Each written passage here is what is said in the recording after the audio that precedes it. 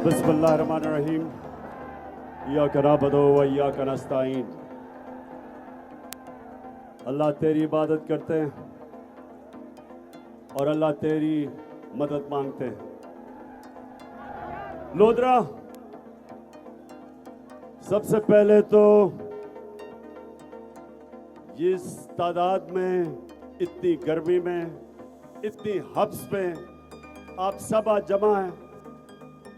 मैं आज आप सबका दिल से शुक्रिया अदा करता हूं। बहुत बहुत शुक्रिया आपका।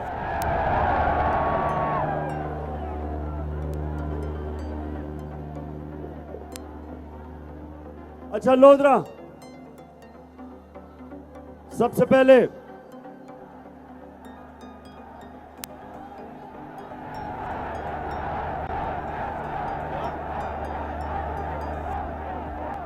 लोधरा, अभी मैं लोटों के ऊपर भी आने लगा हूं,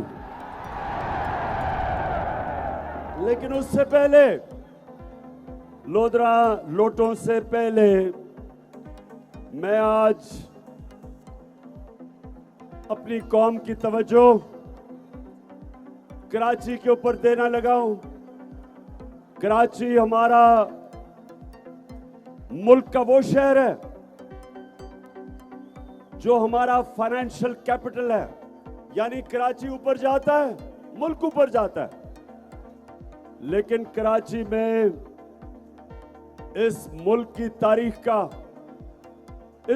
तारीख के दो बड़े डाकू आए हैं, एक नवाज शरीफ और उसका खानदान और दूसरा आसिफ जरदारी। तो ये जो मुल्क का डाकू पिछले 14 साल से कराची पे बैठा हुआ है, 14 साल से कराची खंडर बन गया है। जब भी बारिश होती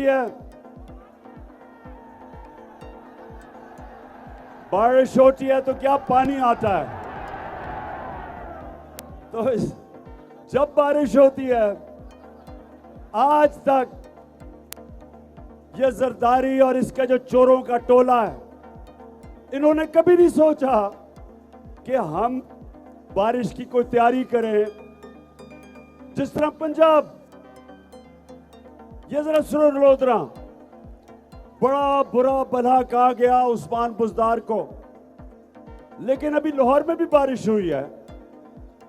लेकिन उस्मान बुज़दार ने अंडरग्राउंड टैंक्स बनाए हुए हैं, पानी नहीं खड़ा होता क्योंकि इंतजाम अरबों रुपया लगा के अंडरग्राउंड टैंक्स बनाए हैं, पानी को बचा रहे हैं। जब पानी नहीं होगा तो इस पानी को इस्तेमाल करेंगे पौधों के लिए। और उधर कराची में 14 साल से ये डाकू बैठा हुआ है जरदारी, और कराची का पैसा चोरी होके और सिंध का वो जाता है दुबई, वो हवाला हुंडी से बाहर जाता है।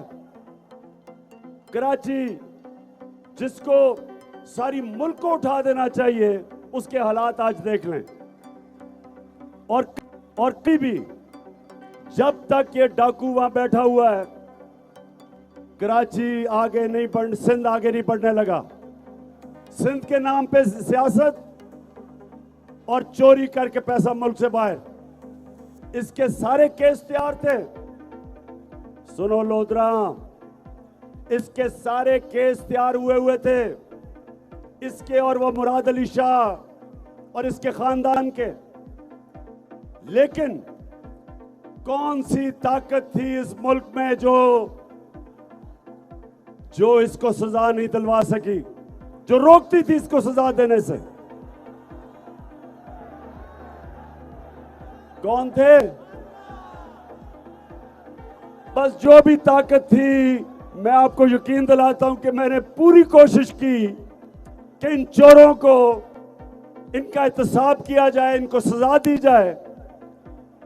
लेकिन ये फिर मैं कभी बताऊंगा कि जिनके पास ताकत थी, मुझे अफसोस से कहना पड़ता है कि वो चोरी को इतना बुरा नहीं समझते थे।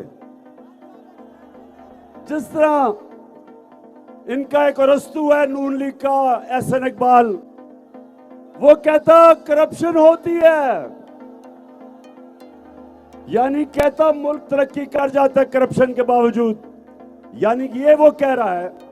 लोधरा सुनो जरा, हमारे अल्लाह का हुक्म है अमर बिल मारूफ, हक और सच के साथ खड़े हो, बुराई के खिलाफ खड़े हो। और ये चोर हमें कह रहे हैं कि बुराई कोई बुरी चीज नहीं होती, चोरी बुरी चीज नहीं है।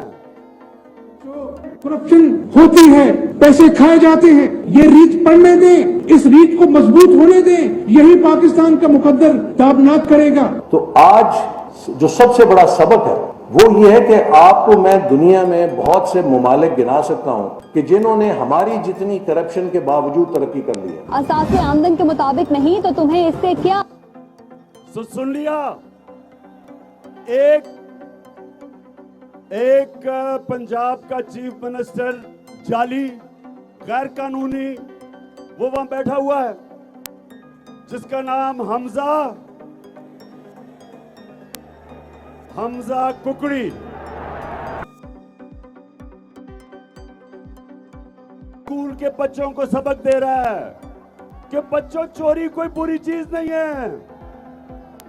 और इनका रस्तू कह रहा है कि मुल्क तरक्की कर जाते हैं करप्शन के बावजूद। शर्म करो। और इनका एक और है, एक वजीर है जिस जावेद लतीफ, उसने अभी क्या कहा है कि असेंबली के जरिए नवाज शरीफ के सारे करप्शन के केस ही खत्म कर दो। तो नौजवानों, आपका मुस्तकबिल है, आपका पाकिस्तान है। मेरी गौर से बात सुन लो।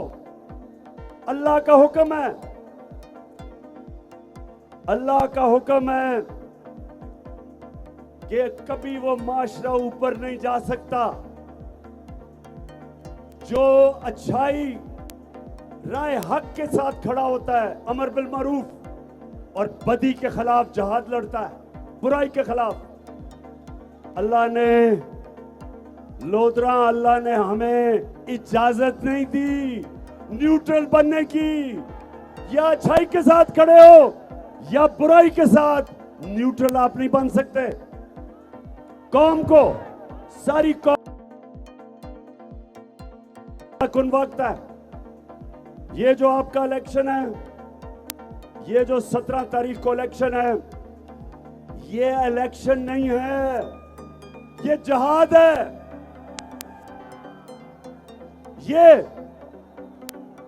ये इस मुल्क की हकीकी आजादी की जद्दोजहद है। ये जो चोर हमारे ऊपर मुसल्लत किए गए, अमेरिका ने साजिश करके यहां के मीर जाफर और मीर सादिक के साथ मिलके इन चोरों को हमारे ऊपर मुसल्लत किया।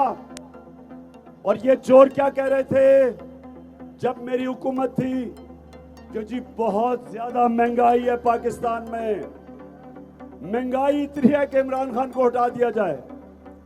महंगाई के ऊपर इन्होंने सारा वक्त कैंपेन की, और जैसे ही ये चोर इख्तिदार में आए, महंगाई को तो भूल गए और आते साथ ही इन्होंने अपने करप्शन के केस खत्म किए। 1100 अरब रुपए की इन्होंने अपनी चोरी, जो इन्होंने 10 साल में मिलकर चोरी की थी जरदारी ने और शरीफ खानदान ने, आते साथ ही 1100 अरब रुपए अपने माफ करवाए। इससे बड़ा डाका कभी पाकिस्तान पे पड़ा ही नहीं है। आपका पैसा था लोधरा, ये आपका पैसा था। 1100 अरब रुपया आपका पैसा था। ये जो इन्होंने आते साथ ही नैब की अमेंडमेंट करके अपने आप को एनआरओ दिया, और फिर आपने शायद वो सोशल मीडिया पे देखा होगा, एहसन इकबाल मैकडॉनल्ड खाने गया था।